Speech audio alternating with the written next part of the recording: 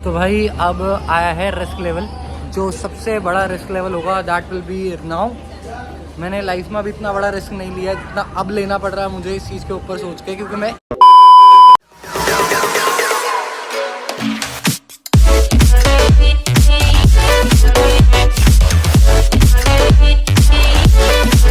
Hello guys, welcome to बाइको बार। This is me लक्ष्य। Actually blog shoot करने का मन नहीं हो रहा था, क्योंकि मैंने बताया था जैसे कि लास्ट वीडियो में मेरी तबीयत ख़राब हो रही थी। आज थोड़ा सा घूमने करने के लिए निकला हूँ। अभी जस्ट कैब करके मैं एक जगह पे आया हूँ कन्याकुमारी में ही। It is a hidden waterfall. Hidden क्या है, लोगों को यहाँ पे अब पता चलने लगा, क्योंकि बहुत ज़्यादा टूरिस्ट हो गए हैं यहाँ पे भी, आने लग गए। पहले नहीं पता था लोगों को, बट पूरा डेवलप है यहाँ पे। आप कभी भी आते हैं तो आप अपने किसी भी होटल से पूछेंगे, वो आपको टैक्सी करा के यहाँ पे भिजवा देगा। अच्छा है, सारी चीज़ें पूरी सही बनी हुई हैं। आपको दिखाते हैं एक बार पूरा प्रॉपर। ये पूरा यहाँ से वाटरफॉल आ रहा है, इसके पीछे ही जस्ट रिवर आ रही है। स्विमिंग पूल तक यहाँ पे दे रखा है कि अगर आप वहाँ नहीं नहाना चाहते तो आप स्विमिंग पूल में आ सकते हैं। यहाँ पे बारिश हो रही है इस टाइम में सबसे ज़्यादा, तो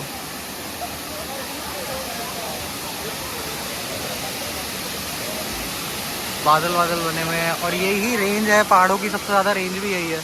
आप देख पा रहे होगे आगे, ये पूरा ऐसे वाटरफॉल जा रहा है आगे की तरफ। तो ये रास्ता है आगे बोटिंग के लिए, और उसके बाद में सिनेमा वीडियो बनाने के लिए, मतलब जितने भी फिल्म इंडस्ट्रीज़ की आते हैं अपनी वीडियो शूट करने के लिए, वो यहीं पे आते हैं। इस रास्ते से ही है आगे। मैं इसका पूरा एंड पॉइंट पे जाके एक बार इसका व्यू दिखाता हूँ कि होता क्या आगे क्या है। मैंने भी नहीं देखा, अभी पता चलेगा देख के एक बारी। कुछ यहाँ से ऐसा कुछ है, ये रास्ता जा रहा है पूरा पैदल पैदल का।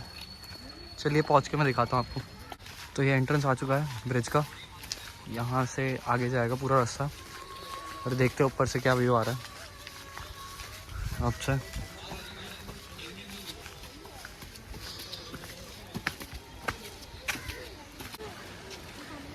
कुछ ऐसा व्यू जा रहा है यहाँ का।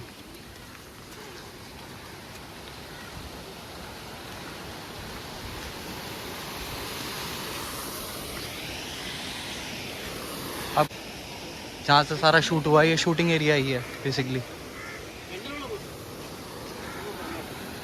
उधर जाना पड़ेगा।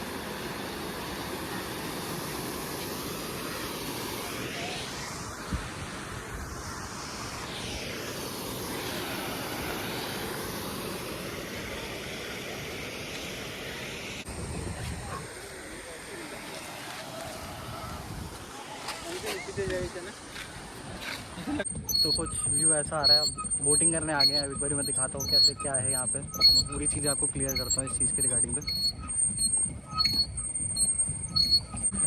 तो ये कुछ बोट है, और ये कुछ ऐसा व्यू है जहाँ पे आप आराम से बोटिंग कर सकते हो। कोई टाइम नहीं है ऐसा कुछ भी कि सर्टेन टाइम दे रखा है, कोई टाइम नहीं है।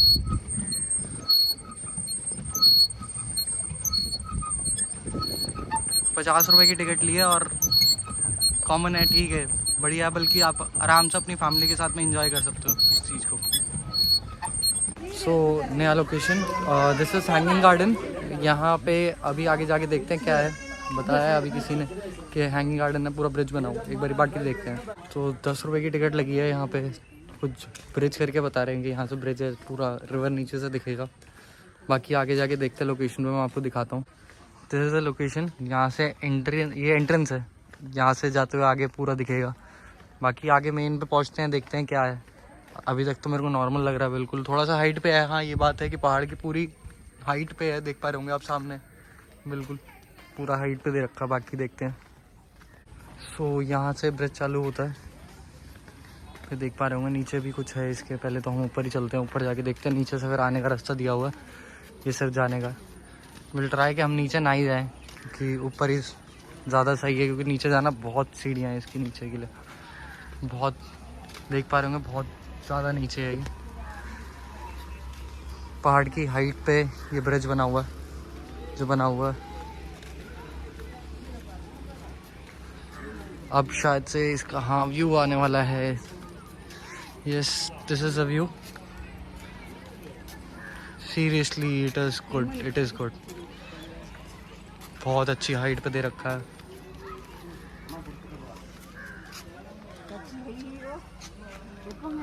वर्थ है भाई, वर्थ है। आने के लिए यहाँ पे वर्थ है। जैसे हैंगिंग ब्रिज आप लिख सकते हैं, गूगल पे भी लिखेंगे हैंगिंग ब्रिज कन्याकुमारी, तो यही लोकेशन दिखाएगा आपको। पीछे आप एक बार देख पाएंगे, जूम करता हूँ मैं। अभी जस्ट थोड़ी देर पहले यहाँ पे बारिश भी हुई है। जब मैं वाटरफॉल पे था वहाँ पे बारिश हो रही थी अच्छी खासी। तो कुछ मेन सेंटर से ऐसा व्यू है।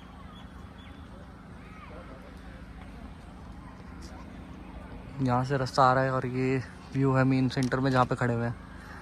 सीरियसली बहुत सही है, बहुत सही।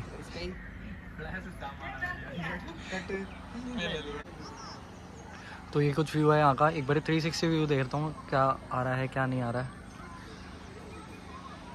एक तो वेदर कंडीशन बहुत अच्छी है, सबसे बड़ी चीज़ ये है कि वेदर कंडीशन बहुत अच्छी है यहाँ की इस टाइम पे। यही धूप हो रही होती तो बहुत इरिटेटिंग होता, क्योंकि इतनी लेवल पे आके हवा चल रही होती, बट साथ में जो धूप होती शायद से खड़ा होने के लिए भी आपको टाइम देना पड़ता है। यहाँ पे जो सामने से व्यू आ रहा है that is very much awesome. तो गाइस जो ऊपर से आया था मैं, वो ऊपर का रास्ता ये सामने है, इधर की साइड से ऊपर की तरफ के लिए रास्ता जा रहा है। मैं एक बार आपको दिखाता हूँ प्रॉपर क्लियर।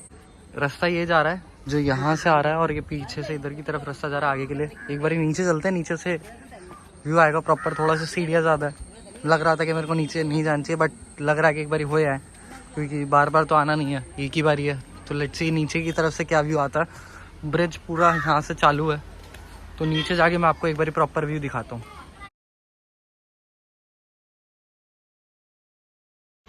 इतनी सीढ़ियाँ नीचे उतरने के बाद में हालत ख़राब हो गई बिल्कुल ही। चलिए अब आने वाला है ये प्रॉपर ब्रिज, ये पूरा सामने से जा रहा है, मैं दिखा रहा हूँ आपको। ये ब्रिज है जो मैं इतनी ऊपर हाइट से खड़ा था, ये पूरा यहाँ से दिख रहा है। ये साथ में कुछ रिवर यहाँ से जा रही है, जो रिवर के बीच में लोग नहा भी रहे हैं, एंजॉय कर रहे हैं अपना, और कुछ तो कपड़े धो रहे हैं। ये व्यू है यहाँ का जो प्रॉपर ब्रिज का जा रहा है। वहाँ ऊपर मैं खड़ा हुआ था।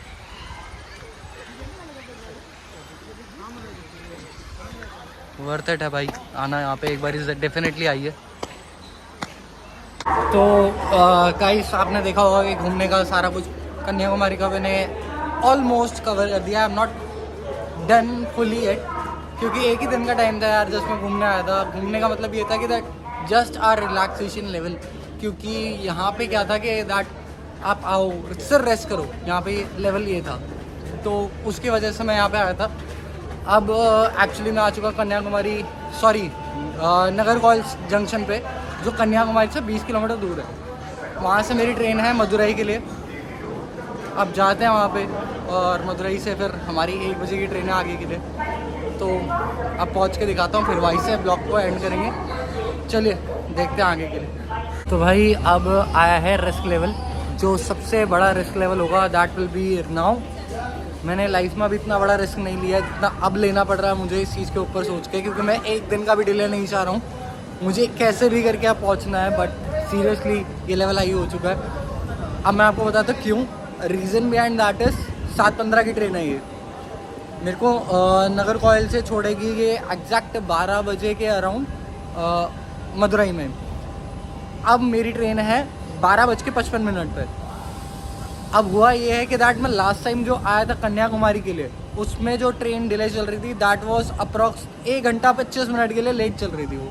और उससे जब छोड़ा 4 बजे की ट्रेन थी, उसने मेरे को 6 बजे छोड़ा, 6:20 पे छोड़ा। आप समझ पा रहे होंगे 4:30 बजे का टाइम था, उस ट्रेन ने मेरे को 6:30 बजे छोड़ा है।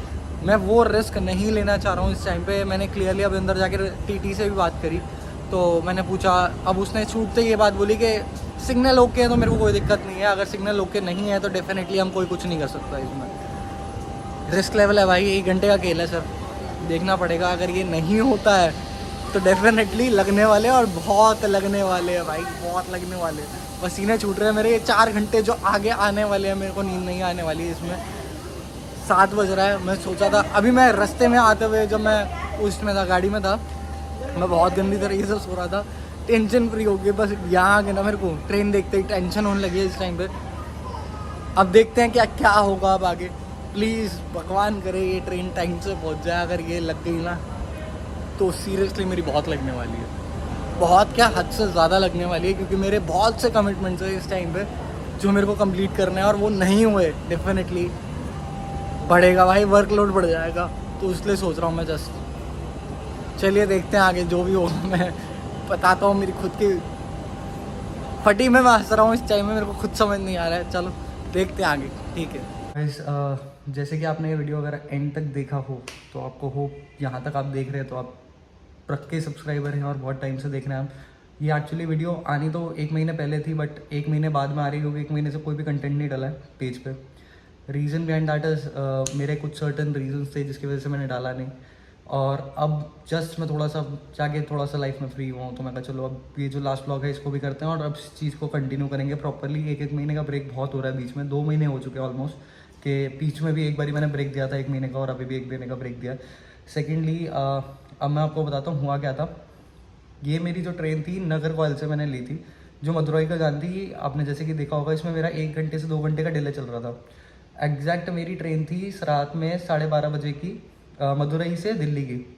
हुआ ये कि मेरे को एक डर था कि दैट शायद से मदुरई से ये नगर कॉइल से, सॉरी नगर कॉइल से जो ट्रेन निकल रही है ये 2 घंटे डिले चल रही है, तो ऑलमोस्ट 12:30 इससे पहुँचना है। अगर ये नहीं पहुँची, सॉरी 11:30 इसने पहुँचना था, अगर ये नहीं पहुँचती है 11:30 बजे, तो मेरा 1 घंटे का डिले, चलिए मानता हूँ मैं 12:30 की मैं ट्रेन पकड़ लूँगा। 1 घंटे की जगह अब जब ये 2 घंटे का डिले हुआ तो मेरे को शक लगने लगा था कि ट्रेन डिले है, मैं नहीं पहुँच पाऊँगा दिल्ली। ऊपर से सीन ये चल रहा था कि मेरी नगर कॉइल से जो मदुरई की ट्रेन थी वो तो कंफर्म थी, बट मदुरई से दिल्ली वाली ट्रेन एग्जैक्ट वेटिंग लिस्ट 3 पे आके रुक गई। अब ये टाइम से ट्रेन पहुंच गई थी एग्जैक्ट टाइमिंग से, मतलब 11:30 का इसका टाइमिंग था, तो ये 11:50 पे पहुंचा दिया था इसने मेरे को वहाँ पे नगर कॉइल पे। बट हुआ अब आगे ये जो मेन था कि दैट दिल्ली वाली ट्रेन का मेरे पास में मैसेज आता है एग्जैक्ट 9:30 बजे, जब मैं ट्रेन में बैठा हुआ था, कि your ticket has been cancelled. Waiting list confirm नहीं हुई, मेरे होश उड़ चुके थे उस टाइम पर, मुझे कुछ समझ नहीं आता मैं क्या करूँ क्या नहीं करूँ। इसके आगे ब्लॉग बनाने की हिम्मत नहीं हुई, क्योंकि मुझे रीज़न ही नहीं समझ आया कि ब्लॉग करूँ, मैं इसको देखूँ। घर पहुँचना बहुत ज़रूरी है और घर में पहुँच नहीं पा रहा था उस टाइम पे। बट जैसे तैसे करके मैं ट्रेन पे चढ़ गया था। ट्रेन पे चढ़ने के बाद में मैंने टीटी से कंफर्म किया कि दैट कैसे होगा कैसे नहीं होगा। ठीक है, पैसे लगे लेकिन पहुँच गए एटलीस्ट उस टाइम पे, वेटिंग लिस्ट कैंसिल होने के बावजूद। दिक्कत मेरे को ये आई कि दैट मैंने सेकंड एसी की टिकट ली थी, और सेकंड एसी का टिकट का रिफंड मेरे पास में आया है 50% अप्रॉक्स। 50% सेकंड एसी का मैंने करा था कि उसका रिफंड मेरे पास में, जब मैंने चेक किया अपने कार्ड में तो 50% आया था। और जो मैंने टिकट एक जर्नल की ली, फर्स्ट टाइम ऐसा हुआ कि मैंने ऑलमोस्ट, मैं बैठा हूँ ट्रेन में जर्नल में अप्रॉक्स 15-16 साल पहले मैं जर्नल में बैठा हूँ, और 15-16 साल बाद में इस बारी जब ये ट्रेन जब चली है उस टाइम हुआ। हालत ख़राब हो गई बिल्कुल ही, बुखार उखार में पहुँचा हूँ घर पे।